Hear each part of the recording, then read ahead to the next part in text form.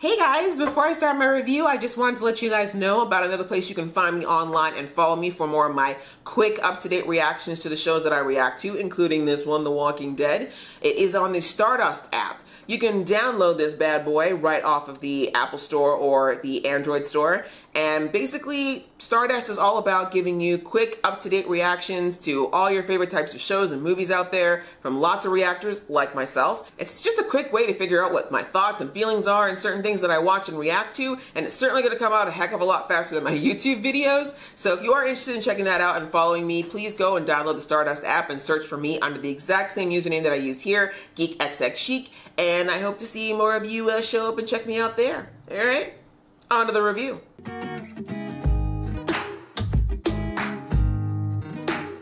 Hey guys, it's your girl Aisha, aka GeekXXChic, and I am back with another review to The Walking Dead. We are reviewing the mid-season premiere episode, episode 9, which was called Honor. And I actually recorded a review right after I did my reaction yesterday, but I was kind of like emotionally all over the place. It was a very emotional episode for obvious reasons, and I don't feel like I articulated myself very well because I was kind of still dealing with the emotions and some of the thought processes around the episode. So I decided I would re-record and do a fresh review where I'm a little bit more logically minded and a little less emotionally driven. So this is take 2, and I hope it's gonna go a lot better than take 1. There really wasn't anything particularly new as far as themes in this episode. You know, this whole season thus far has definitely been on themes of war. What does war mean? Is it worth it? You know, are we taking the best course of action by having this war, etc., etc.? And nothing really changed in this episode as far as discussing the finer points of why people battle, the value of human life, does the ends justify the means? All of those questions were still very much explored in this episode, but we definitely compartmentalized it to 2 main characters in this particular episode, and that being Carl, for the obvious reason of it being his swan song, his final hurrah on the show before he left, and then Morgan, who, you know, spoiler alert for those who don't know, Lenny James is actually going to be transitioning over to Fear the Walking Dead, so he's not going to be a series regular on The Walking Dead anymore. So in a way, I guess they're maybe preparing the audience to have Morgan's swan song as he exits the show as well. But yeah, we had this parallel going the entire episode between these 2 particular characters who had very differing viewpoints on the outcome of this war and how to go about it. And we'll start with Morgan just because I think Carl's is going to be a little bit more in depth on a couple of levels. So with Morgan, you know, we see him, we get the timeline of what happened from when the Saviors broke out of the sanctuary right up to, you know, Morgan managing to make it up back to the kingdom and basically secure the kingdom again for the people who live there and get all of the Saviors that were there out. And we saw from pretty much the beginning of this season that Morgan's kind of been switching back to a little bit towards the clear Morgan that we were familiar with from earlier seasons. And he's not 100% in that mode he was in with Clear, where he just really couldn't see, you know, anybody, like good for bad. Like, he just killed everybody when he was in Clear mode. In this one, in this version, he is very much aware of like enemy versus friend to an extent, but the level of killing and how far to go with the killing is what's becoming a gray area for him again. And this isn't new for Morgan. We've seen him kind of go back and forth on this whole question of life and the meaning of it. You know, we saw him go from being passive in the entirety of the zombie apocalypse and everything that was going on back when his son was still alive. And then we got to, of course, after he lost Dwayne, he snapped, he had his kind of a psychotic break, and then he went into clear mode, and it was just like no life was precious anymore. Everything just needed to die. And then, of course, he had his experience with Eastman, and that brought him back to another side of the spectrum, which was very extreme, where he didn't, all life was precious, and there was no need to kill people, and he didn't even, he was loath to even, you know, to kill walkers at that point. And so it was kind of all over the place, and as an audience, we've only gotten snippets of this journey And I think as an audience, we've always kind of felt a little frustrated when Morgan goes through these extremes because we don't get to see a lot of his thinking and his feelings and kind of the interactions that lead him up to getting to one point or another, if that makes sense. And because Lenny is such an amazing actor, we're able to kind of suspend disbelief and kind of go with the whole idea. But it is frustrating though overall, in that we don't know why Morgan keeps shifting all over the place. We've got Morgan now who is kind of struggling with how much death is appropriate. Does he need to kill everyone? Do all the saviors need to die? And there was a very interesting moment with that man, I wish I could remember his name, Negan's man, who, you know, when Morgan's kind of stalking him and, you know, toying with him, you know, is he, you know, letting him think, am I going to kill you, aren't I? And he says to Morgan, you killed all these men for one boy. All this death because of one person, right? Kind of bringing it back to the young man who died. I cannot remember his name, pardon me. You know, that kind of set Morgan on this path. And it really, obviously as an audience, we know it's not just that one death. We know that was a trigger on a domino effect of things that were kind of building up for Morgan. But it is a real question though. You know, not all of those saviors are there because they want to be saviors. We've talked about this before. There's a lot of people who are under Negan who are there because Negan forced them to be there. A lot of people who made a choice to kind of opt in the way that Dwight did because he thought it was the way to survive this horrible condition that the saviors in the sanctuary had, but try to make the best of it. It's one of those things where, you know, does Morgan have the right idea of killing all the saviors simply because they choose to pick up a gun under Negan, or should he be trying to find a way to live with these people? And then we've got Carl, who is contemplating a lot of deep things because he's at the end of his life, and thinking conversely that maybe that isn't the right way, that the only way to get to a better place is to stop with all the violence and all the death as much as possible. I think we're at a point, I think Morgan's now going to be at a pivot point going forward of whether or not he really wants to continue being this way, because I do think with him staying in this war, fighting alongside, you know, the Rick's group and the other communities, I don't think Morgan knows how to find his balance in this world right now. I think it's too close to home. As I've mentioned several episodes ago, I don't think Morgan's ever fully recovered from his PTSD over this whole world and the death of his son. So I don't know that this is the best environment for him right now with this active war going on, for him to try to find some level that he can live with. I think that kind of covers what happened with Morgan kind of at a very high level. As I said, I feel like the following episode potentially, I haven't watched the previews for next episode, so I don't know what to expect. So if I might be wrong about this, but I feel like in the next episode or two, since he is transitioning off the show at some point, this is definitely building the blocks to his pivot point of realizing that he can't stay in this war anymore. Now on to the Carl stuff. Man, so if we could start off by saying I'm going to start off with the one thing that was a little bit weird to me about the whole Carl thing in this episode, and it's not a big deal, obviously, in the grand scheme, but the lines that we heard come from Carl, particularly towards Michonne and towards Rick, and some of the dialogue he had, just, it felt incredibly mature. Like, too mature for well, I mean, we don't know how old Carl's supposed to be in this world. That's a big issue. But I mean, I think we're supposed to assume Carl's about 16, 17 years old. And the kid was dropping lines that you hear from like a 45-year-old person. Do you know what I'm saying? And I know that Carl has always been quite mature, and this world has definitely given him a violent shove into being an adult.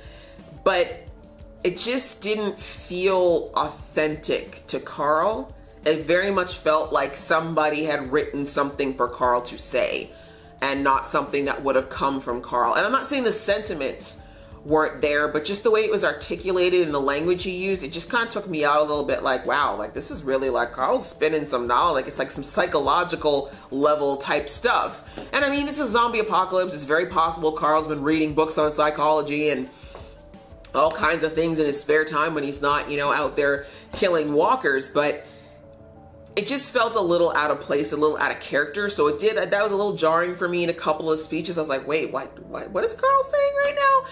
But again, I know that there was a lot of things that kind of contributed to, I think, to why the writers felt the need to mature his language and throw in a lot of stuff in this episode. And it kind of goes to another big overarching issue with Carl's character that always bothered me and that I'm very sad will not get a chance to be rectified, which is that Carl never got enough character exposition for my personal liking, considering who he was to Rick.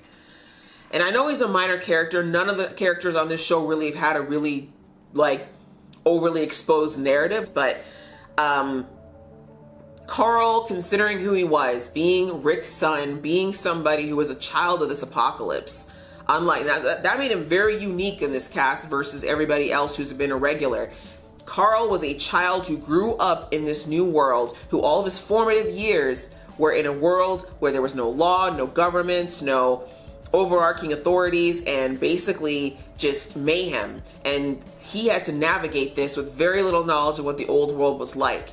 So that was such a unique perspective that the writers could have, and in my opinion should have, explored with Carl and given him more opportunities to share what was going on with him. And particularly in the last 2 seasons, Carl's had a lot happen to him in seasons 6 and 7, right? With, you know, with everything that happened with the Terminus, everything that happened with the Reclaimers, I think they were called, and then subsequently going into Alexandria, having the things that happened there with, oh gosh, I can't remember the name of the older boy. Oh God, the names are all going. I think it's, I can't remember, but that boy kind of bullying him and almost killing him in the garage that one time. And then of course, losing an eye. That was massive.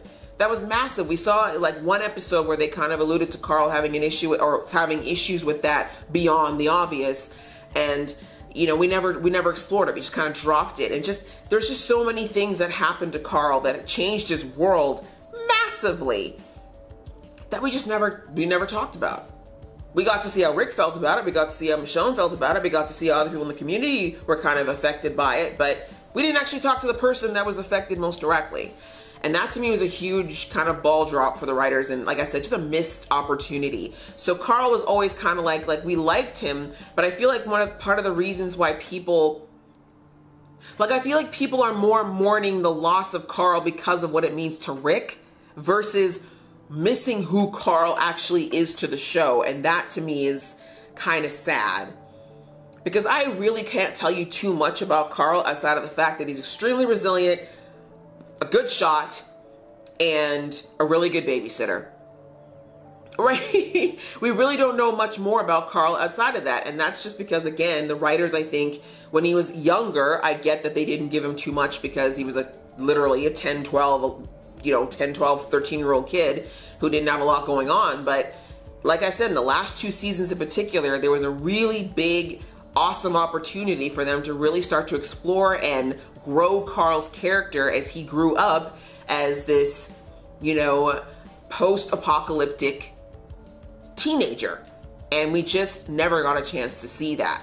Anyways, that missing element really, unfortunately, kind of made, like I said, all this conversation that we got with Carl, a good chunk of it in this episode just kind of feel like it came from where? Like, where did all this wisdom and depth come from with Carl? We've never seen it really before, outside of every so often we'd see Carl kind of act a little bit more mature or do things that were required a great amount of strength and maturity, but we really didn't know anything about his thought processes outside of that. So yeah, that was the only thing I'd say was kind of like, you know, that in this episode, as far as that, you know, the handling of Carl that I thought was weird. But otherwise, like I said, I could overlook it because, you know, it was a swan song. It's his final episode, and we got to make sure we get a lot in while we can still have a living Carl to give it to us. What insight we did get into Carl's thoughts in this episode were actually quite awesome. I do like that they brought the throwback to season 3 with Carl shooting the boy at the prison. You know, the only real talk we ever heard about that, we got 2 scenes really that dealt with it after that occurrence happened. We had Rick asking Carl about the incident after Herschel told him about it, and Carl just kind of shrugging it off like it's something I had to do.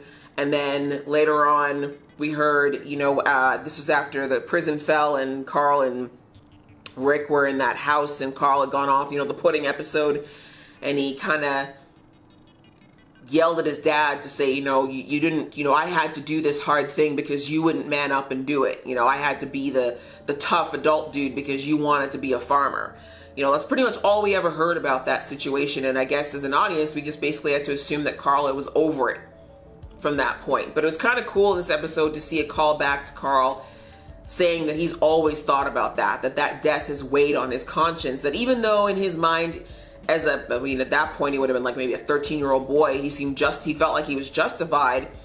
As he's gotten older and gotten more perspective, he's starting to realize more of why that was wrong, and why Herschel was so worried, and why his dad did all the things that he did, like putting away his gun and trying to do things differently, because he saw that Carl was going down this road of losing the value of human life and losing hope in humanity, right? That's really where that whole path leads to, right? Which is basically a path to being a sociopath.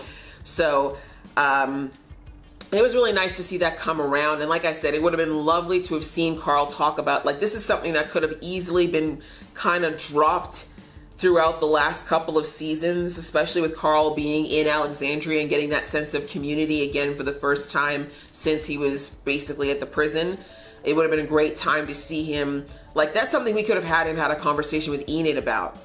Do you know what I mean? Him and Enid have some pretty candid conversations. You know, it would have been great to have him have a conversation with her, or, you know, where he could have been like, you know, the first person I ever killed was a teenage boy who wasn't that much older than me, and then go through that whole story. And I feel like there's more organic ways the show could have had Carl talk about these things, instead of, again, dumping it out in this mass exposition in this episode. It was still nice to hear, as I said. It was good to know that he was thinking and feeling these things, but it did feel like a lot to take in this episode, and obviously very heartbreaking. I mean, my God, guys, watching Carl die for an hour was so hard. Like, I'm still trying to decide whether or not it would have been better to have had him just get shot quick and dirty, kind of the way that Judith had died in the comics, where it's like, it's still shocking and horrible, but at least we just kind of deal with the aftermath. But this whole slow dying and just watching him get sicker and die, that to me almost might have been worse. But I mean, I know we needed it so we could get the closure. It would have been too hard for Rick not to be able to say his goodbyes to Carl, even with the letters, and not be able to have that conversation and to hear Carl say the words like, you know, Dad, the thank you. That was beautiful, hearing Carl say, thank you, Dad, for getting me here, and not just, you know, in this church to die, but thank you for getting me this far in the apocalypse. Thank you for teaching me how to take care of myself. Thank you for the lessons you've given me that have allowed me to become this person, right? So that's all I think any parent ever wants to hear in life, is that they've done a good enough job to help you succeed as a child to get through your life to some extent. Like, no parent's perfect, but I think that that's the dream. And so the fact that Carl got to give his dad that moment of, you know, you did good, Dad. Because, you know, Rick struggled with that. You know, everything he did, as Rick said, everything he ever did was for his kids. Every step he took and all the decisions he made as a character, whether it was to get tougher or more empathetic or whatever it was always with the viewpoint of Carl is watching me, and what kind of a person do I want Carl to see me be, and what kind of a world do I want Carl to be in going forward, right? That was always Rick's #1 driving force up until this point. So it was good to hear that validation from Carl that, you know, Dad, I did think you were on the right track. I also thought that it was absolutely beautiful that Carl, you know, it showed that, you know what I'm saying, with him passing on the hat to Judith, and even how he said, you know, Dad, when I recognized all the things that you did to try to keep me being a good person. Like, I just love that it all bubbled up to Carl, always just that same little big blue-eyed boy with the big old hat on, that Carl has always wanted to be his dad. That Rick Grimes has always been Carl Grimes' hero. And it just was really a sweet moment. Like, I'm getting a little choked up thinking about it, but it was a beautiful thing where he just kind of in the end told, like, you know, Dad, I've always just wanted to be like you. Like, if I'm close to being what I think you are, then I feel like I've done a good job as a kid. you know, so that was really sweet. And I think that, you know, Chandler did a great job of emoting that pride mixed with sadness over the fact that he wouldn't get a chance to kind of spend more time with this great guy that was his dad. And so that was really cool. The Carl and Michonne scenes just about did me in. Their relationship was so special and so beautiful, and it's one of the highlights of the show for me. And I really, even though I'm mad at Scott Gimple for this death, I do appreciate that he allowed this relationship to happen and to be, and that he really gave it space to be shown on screen. Because especially when you think of the amount of issues that it touches, from blended families to, you know, just perceptions on Black women, especially strong, capable, you know, independent Black women, and their ability to be mother figures and to be vulnerable and to be soft and sweet. This relationship between her and Carl was so vital in showing this great relationship that could be between a mother figure and a child figure. And the fact that these two found each other and filled a need that they both had. Carl for having a mother figure in his life, Michonne for having a son figure or a child figure in her life, and then of course both saying that they're each other's best friends. Best line of the episode. We all knew that, but it was great to hear it said out loud. And of course the I love yous. Like, we all know that they loved each other, but I think that's the first on-screen I love you that the two of them ever said to each other, and I'm glad that they got to have that moment on screen and they didn't just leave it as something that was implied, even though we all knew it as an audience. So yeah, that was beautiful and beautifully done. And then of course what actually got the tears to really come for me, Carl and Judith. I mean, second best friend in that show was Judith for Carl. I mean, Lord knows that no one has babysat more than Carl when it came to Judith. And that little moment of him talking to her and clearly being a little choked up about the fact that he wasn't going to get a chance to watch her grow up, but passing along that message from their mother, that shared bond that the two of them have that no one else does, through Lori, being able to say to, you know, Mom said that I would survive and beat this world, and now I'm telling that to you because unfortunately I didn't, but you know, I think you can. So it was just a really beautiful, touching moment, and I felt like it was lovely. I feel like they covered all the bases of the people that Carl really needed to say his goodbyes to, and to say the things he needed to say to. Yeah, it covered all the bases for what was necessary for him to say goodbye once and for all. The only other thing I guess I could say is that Rick's handling of it with Carl, I really thought we might see, you know, Rick kind of tends to go into that weird zombie place for a few seconds before he just starts going on a murder rage. We've seen that happen a lot when, you know, after Lori died, and then again when Carl got shot. I was a little afraid we might see a little of Rick go into his freeze frame before complete, you know, psychopathic murderer phase, but I think the death of Lori actually kind of prepared him for this death, if that makes any sense. I really think he's handling this better with even being able to dig the grave and all those other things, because I think what he went through with Lori kind of, I know he never thought he would have to bury Carl in this world, but I have no doubt that it's something that's crossed Rick's mind more times than he'd ever want to admit out loud. But I do think that Lori's death kind of, and that experience allowed him to be able to stay more collected and deal with this. And I mean, the big difference also between Lori's death and Carl's is that he didn't get a chance to say what he needed to say to Lori before she died, whereas with Carl, he got that closure right up until the end. So it was nice to see that contrast in him dealing with, pardon me, losing the two people that he's cared about so much in here. And I think another thing that's really going to help him, you know, stay focused and not kind of spiral after this death is having Michonne there. You know, they have this shared experience now.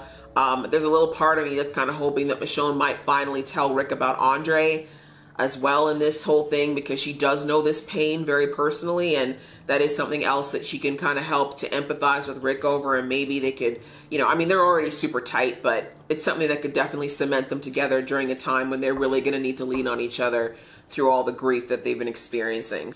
Those are the major things. I mean, there was a lot. There was a heavy episode in a lot of ways, but mostly because of the Carl stuff. And It was good. It was a somber welcome back to the series, but it needed to be done because we know Carl is leaving, and I think that they gave him as apt of a goodbye as they could, and it won't be the same. Even though Carl would not always be the most predominant character on our screens, he definitely was a presence on the show. Loved Chandler Riggs. Loved the chemistry he had with everyone on that show. So he will be missed, and I think we're going to really feel it this season with knowing he's not coming back. But yeah, you know, R.I.P. Carl. Thank you, Coral. R.I.P. Coral. Thank you for everything. You're going to be sorely missed on this show in many ways, but I have no doubt that you're going to be badass somewhere else, Chandler. You've definitely built up a hell of a resume on this show, so I look forward to seeing him in other stuff. And who knows, you know, this is Walking Dead. I'm sure he might come back every so often for the odd flashback or hallucination. We'll see how that goes. What did you guys think?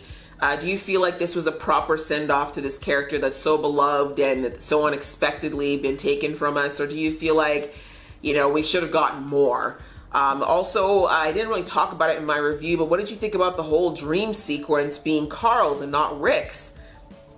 And why the heck was Rick the guy that looked like he aged 50,000 years when everybody else got like 5?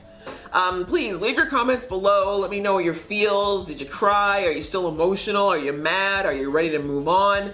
And what do you think about Morgan? Do you feel like we're finally going to see the breaking point for Morgan to finally walk away from this group for good? Please leave your comments below. You know I love reading them and getting involved in this conversation with y'all. And if you like this video, guys, please go ahead and click that like button. And if you want to see more from this geeky face, please go ahead and click subscribe. Until next time, see ya.